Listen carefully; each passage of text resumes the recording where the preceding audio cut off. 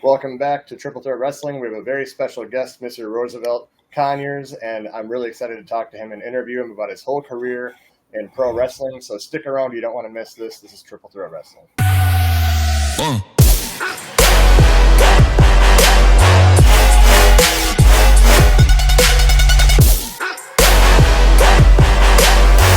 Welcome back to Triple Threat Pro Wrestling Podcast. If you are new here, be sure to subscribe. We drop daily wrestling content. Joined as always by my co-host MVP. I don't know why I look this way, like you're next to me. You're just on the screen, but we have a very special guest, Mr. Roosevelt Conyers. He's been in many wrestling promotions. He's had a very good career up to this point, and very excited to talk to him. Roosevelt, how are you doing? I'm doing all right, man. Thank you guys for having me. How y'all feeling today? Oh, you know what? I'm feeling heelish today. I've been seeing John Cena all over my damn TikTok and all that. So Man, screw John Cena, his punk ass, man.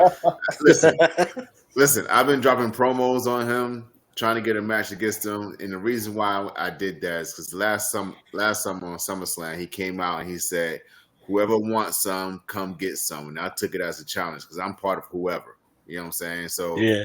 John Cena, when you see this episode, because everyone is watching Triple Threat Wrestling Podcast, when you see this episode, just know I'm still on your ass, okay? I'm still coming to get you. you got to pick the right time. It's like hunting season. It's like 1 month a year he'll come out and like actually do stuff for wrestling, and then he goes back into hibernation. So Yeah, exactly. It's like rabbit season, duck season out here.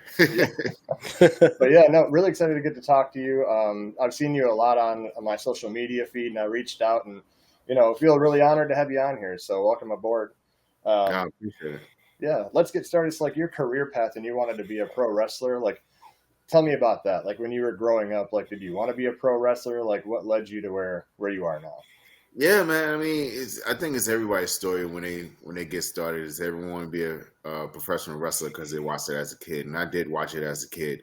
I started really late in terms of trying to get into it because I just didn't know where to go, what schools were around, how to even get started. And I actually got started when I was in New York. I was a model and an actor, and I had an agency that I worked at, and I was doing boxing at the time. And one of the managers there, her name was Lady Lee, and she introduced me to a guy that would help me get some fights and stuff like that. So I got connected with him. I did one fight, a Golden Gloves tournament in New York. I lost by 1 point, and then after that, I wasn't getting any fights because I guess I don't know. I beat the guy up so bad and didn't have a name behind me. They didn't want to give me any more fights, and I was getting bored because when I was sparring guys that was like 200-300 pounds, and I was only 150, and I was moving around like it was easy work. And she came to me and says, "Hey, I know you're boxing. I know you've been, doing all the training, but you want to try wrestling?" And I was like, "Absolutely! Like, yeah, you had me at wrestling." So she took me over to New Jersey, over in Union City, New Jersey, and started training at Ace Pro Wrestling. Got my foot in there, started working with Jay Lethal for a little bit whenever he would come by and learn some different things from him. And he was the first big name that I've met.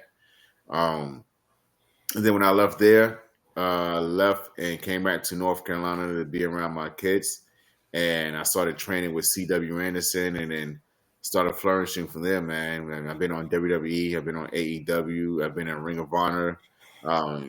Just little spot matches here and there. Nothing concrete, nothing with a contract yet. But we'll see what happens, man. Everything is possible, and I still got time. Well, I mean, you've been all over, the indie scene. I mean, I was looking up some of your title reigns, and you've almost, as a combined title reign, like of all your championships, almost like 5 years worth of title reigns, and that's not even everything I'm sure that I can find on you. But what's crazy? I did not know that even existed until you sent it to me. Like I always go and I Google myself and I see like what's out there and what platforms is talking about me and stuff. And I had no idea that I didn't even had that many days and years combined. And when I looked at it, I was like, "Well, wow, I've really done some things out there." Oh yeah, no. At Triple Threat Wrestling, we do our research. I dig into the pits of the internet to try to find stuff on the people we bring on, and when I found that, I'm like, man, this guy, like 791 days right here. I have it in front of me, the UPWA Heavyweight Champion, 791 days. That's quite an accomplishment. That means that you're the guy. They don't want to take the belt off you, so that's a big accomplishment on your part. Yeah. Yeah, and So, I've had so many different titles, man. Like I said, the UP8, UPWA championship. Looking at the list, there's a couple of championships that's not mentioned up there. One of them is the Gouge Junior Heavyweight Championship. oh I wow, think I've had this for about 2 years now, like consecutive, 2 consecutive years. Like I haven't lost it yet. And then I have the USA Main Event Heavyweight Championship. This is getting close to 2 years of that's being a the nice title champion. belt. That's a very nice belt. This is beautiful. Like, and I'm the first one to hold this championship. The other title that he had was black and silver, and he retired it and gave it to me to keep. So I actually have that title in my possession.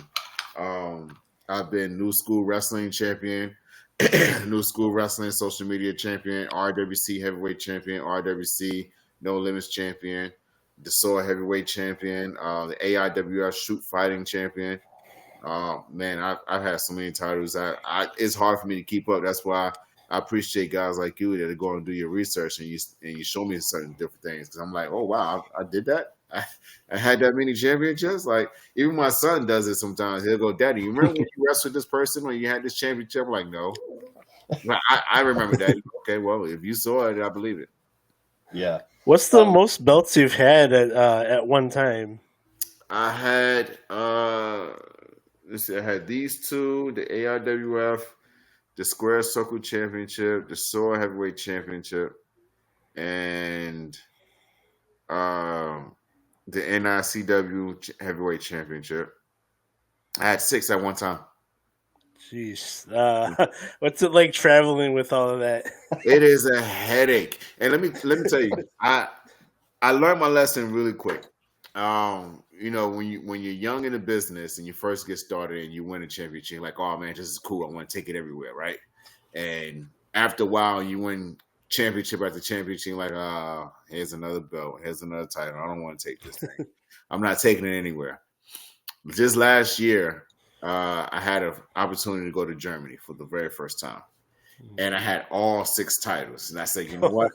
I'm gonna take all 6 of these belts to Germany. And I'm going to take pictures everywhere I can. I'm going to show the people that I'm a traveling champion. I'm a world champion. I'm taking these titles. And when I got to Germany, I realized how to carry those things everywhere. I said, never again. Never again. Because going through TSA and getting through that security is a headache, because it scans, it shows up. They're like, hey, what is this? And they want to pull out every single belt. And I'm like, I put those titles in there in a particular way so that I know it fits correctly, nothing's getting scratched, and I can carry it good. You just screwed up the entire thing. Now I got to hurry and put it back and make it to my man. Listen, it's a headache. It's a headache. So unless I'm driving, I'm not taking it on the plane if I don't have to. That's real world champion problems. Like, man, I just got too many championships to lug around with me. I just don't know what to do. Yeah, and my son, when I had all 6, my son was like, "Daddy, I know you can get 10." And I said, "Why would you say that? Well, don't say that out loud, because you put it in the atmosphere, and if it happens, I have no choice but to walk around with 10 championships. I don't want to do that right now. No, don't put that in there." So gladly, I did not get all 10 at one time. Well, you know, there's still time. we can still get there. So. Hey, this guy's starting trouble. He is the heel of the podcast, isn't he? I'm feeling heelish today, but so when you have like a big match, like what is like your preparation? What are some things you do? Like any pre-match rituals you do, or anything you do? Honestly, it depends on who I'm getting in the ring with. If it's somebody who has really good cardio and I want to test it, I have cookies and milk before a match.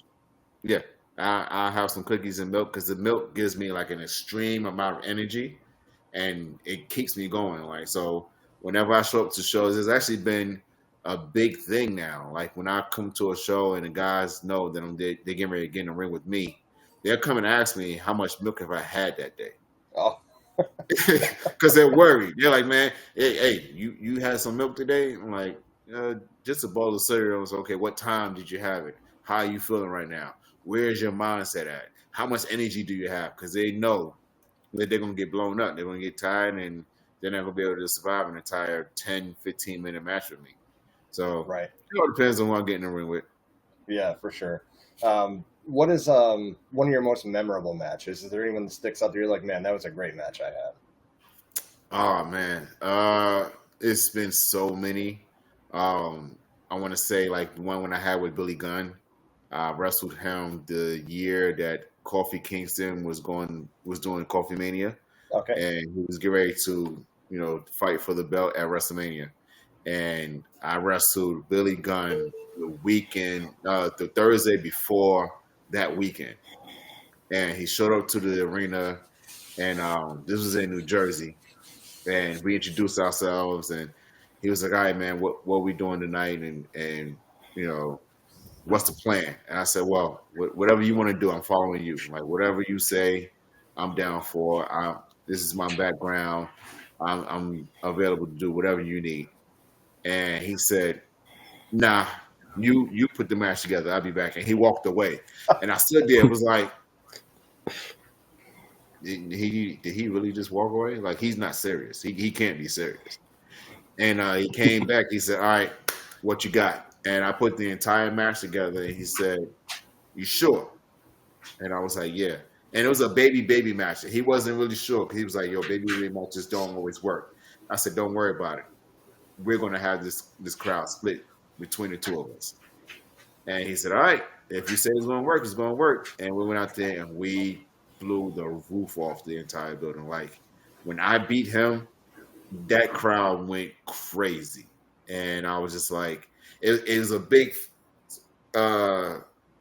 feeling of pride for me because it was like I just was in the ring with a WWE Hall of Famer who's been on TV, has been doing this for 20 plus years, had countless championships, and I went in there and got busy with him. I went in and showed that I'm one of those superstars that can be on TV and can be a threat to anybody who steps in the ring. So that was like one of my biggest moments. And you know what's crazy? Billy Gunn, like he's a lot older, but he's like great condition. You know, like Yes. he's out of control. Like he looks like he did back in the Attitude Era, like body wise. Yes, Like, yes, how absolutely. are you still this athletic at this age? Like, you know?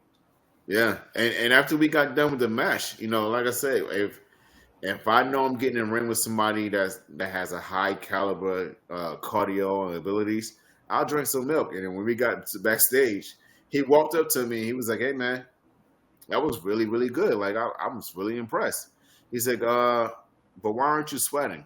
I was like, oh yeah, that's one of my issues, man. I don't really sweat that much. Like my body is so strong and fit. He was like, well, I'm gonna go in the back and dry myself off because I'm sweating bullets.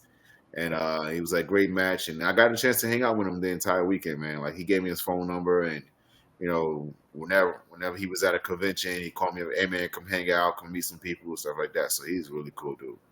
That's good to hear. That's good to hear that he does that with the people he works with and all that. So Absolutely. Well, you got to be good people. And when you're good to people, people are good to you. yeah, for sure. As far as like skills, so coming from you, like you've wrestled all over the place, right? So, what skills do you think for you are important for any wrestler to have, like when they're doing this? Like, what are some skills you just have to have? Oh, you definitely have to be able to know how to fight.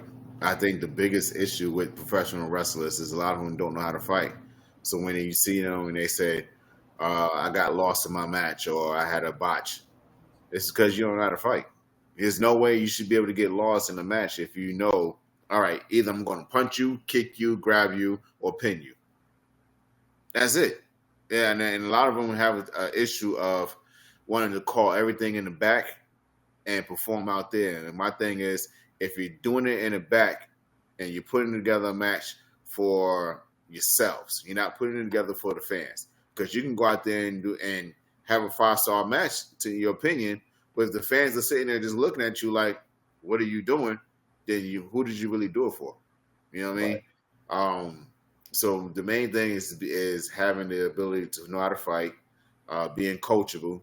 You can go to any school and learn different things in different ways and know okay, if I'm in New Jersey and they want me to do it this way, I'm going to do it this way. If I'm in Texas and they want me to do it this way, I'm going to do it this way.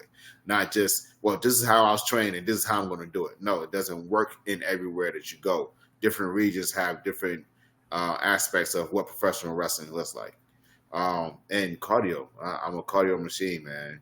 I'm always telling guys, look, if you feel like you don't have enough cardio, go get it. If you feel like you got the greatest cardio, go get some more, because you just never know who you get in the ring with and who you're actually going to have to step your stuff up to be able to have on a really good match with them.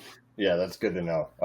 I'm actually going to continue my career. I'm actually a one-time world champion, and Matt knows what I'm talking about. I actually beat Matt for his championship one time. We were messing around back in our younger days, and he has the spinner belt, and he was actually going to travel to Vegas and needed someone to look after it for him. I'm like, well, I got to beat you in a match for it, and I did. So I'm a one-time champion, just so you know. So just looking for skills for myself to continue my career late in my life here. But so actually, there's another thing I want to bring up. So aside from all the accomplishments you had in wrestling, you're actually like on YouTube movies and stuff that I saw. Like you're in like the what's the Red Hood and Nightwing Rebirth. Yeah.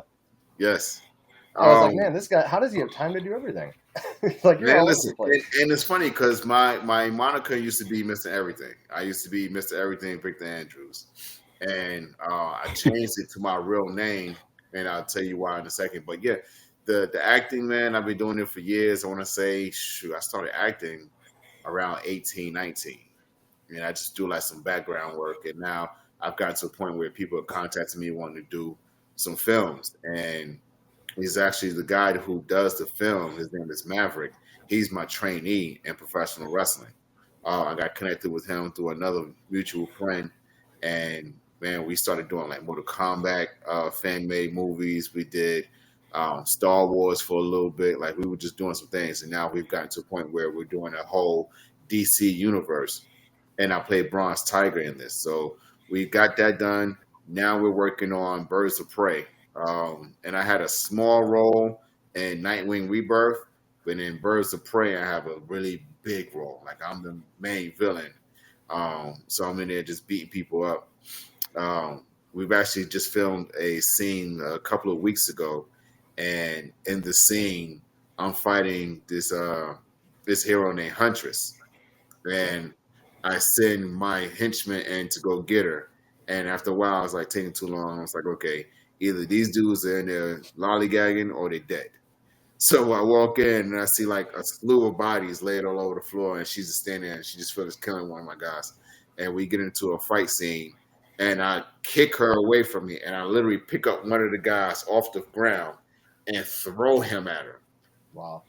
I came with the idea, and I was like, yeah, man, I want to grab one of the guys and throw him. And so Maverick was like, do you think you could do it? I was like, absolutely, yeah. How much does he weigh? He's like 160. Easy.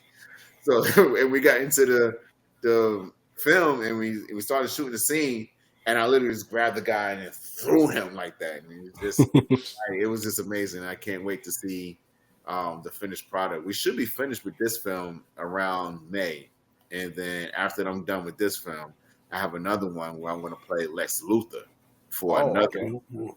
So I'm excited to be able to do that. I've obviously written some movies. I have another movie on Tubi called A Brother's Turmoil. I'm on a TV series, a little short series called Shift Differential. So I'm out here working, man. My thing is, if it's possible, go make it happen. You know, that's kind of how we started this podcast. It was just to start off. We talk about. I call them once a week or twice a week and be like, let's talk wrestling. And I'm like, I want to do big stuff. Like, just do it. What are you gonna do? I mean, what's the worst that could happen? It doesn't take off. Okay, well, at least have you tried. So for you, it's like, I'm just gonna do it. Like, it's the same mentality. Just you don't knock all the homers out you don't swing at. So. Absolutely, and I have a podcast as well called the Best Damn Wrestling Podcast. Every Wednesday, and we've had some countless like legends on there. We've had EC3, Ricky Morton, R-Truth, Caprice Coleman, Kenny King, Brett Titus, Cheeseburger, Kid Cash. Man, we've had so many big people. And it's been fun, man. And again, it's just 3-4 guys that came together. I was like, yo, man, y'all want to give this a try? And we just started doing it. It was like, okay, well, what more can we do? You know, we're sitting here, we're talking wrestling, we're talking different things. What more can we do? And I was like, well, maybe I can get some interviews. And then we started, pulling some people together and using my contacts and my connections. And like you said, man, it's either going to take off or it's going to flop. Either way, you gave it a try, right? Yep. Yeah, now, there's one person, though, you mentioned that I would absolutely love to have on here because I feel that he is a national treasure and we need to protect him at all costs, is R-Truth. R-Truth is the man. Yes. He is the same person on and off screen. Like he's just fun to be around. I hang out, I talk to him every now and then. I send him a message like, "Hey man, this, and this." We follow each other on all kinds of social medias. Every time I do a John Cena promo and he sees it, he likes it. So that's a big notch for me, man. I'm like, okay, well at least if he sees it, John Cena has at least seen at least one. Oh, for sure. He's that's his childhood hero. Yeah, right. So he's like, he's going to Johnson. Hey man, you see this guy? He's calling you out. And my mentality is, as long as they've seen me, they know I'm here.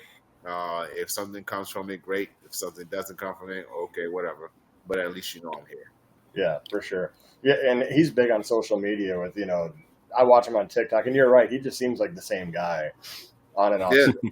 When we did the interview, we were sitting there, we were talking, and he, out of nowhere, was like, "Do you guys use a loofah or a rag?"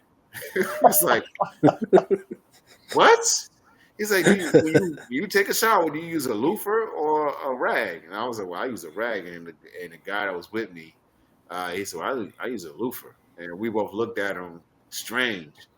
And R-Truth looked at me, and I said, well, that's your guy. He said, no, he came with you. So we just started arguing back and forth about who the guy belonged to. So he's hilarious, man. He's so much fun to be around.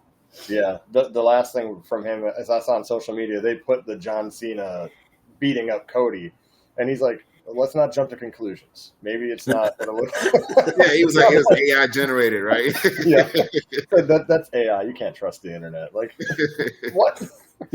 But no, that's awesome, man. So I'm gonna actually, for everyone listening and watching right now, I'm gonna post the link for that podcast and all the stuff you can find Mr. Roosevelt Conyers at, and follow him and all that, because that'd be good cross promotion. Get some people to go follow you and check out your stuff too. So.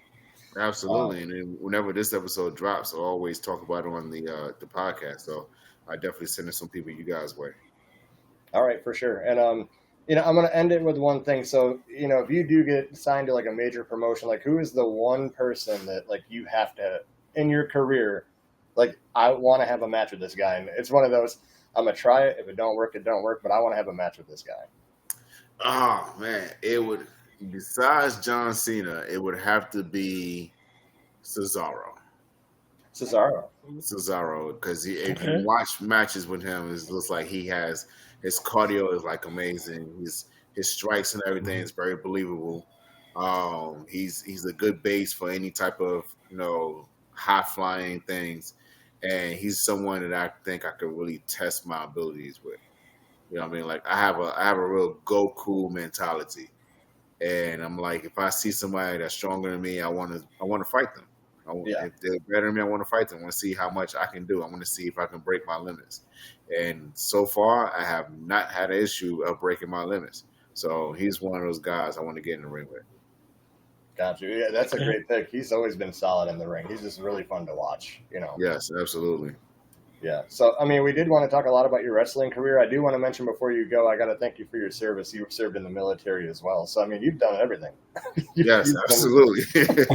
Like, if you name it, he's done it. Like, I feel like you are John Cena, like the military, like camouflage looking Cena, like going to tribute to the troops and all that, like you've done it all. But it was awesome to have you on here. I look forward to having you on here a lot more. If you're interested, ever want to come on and talk wrestling with the two best, well, we don't know territory days, but that's an inside joke we'll talk about another time. But yeah, I'm going to drop all the links to Mr. Roosevelt's stuff. Make sure you go follow him. Make sure you support him. He's been awesome. He's really talented. You got to go check him out. So it was good to have you on. I really appreciate it, guys. Thank you so much.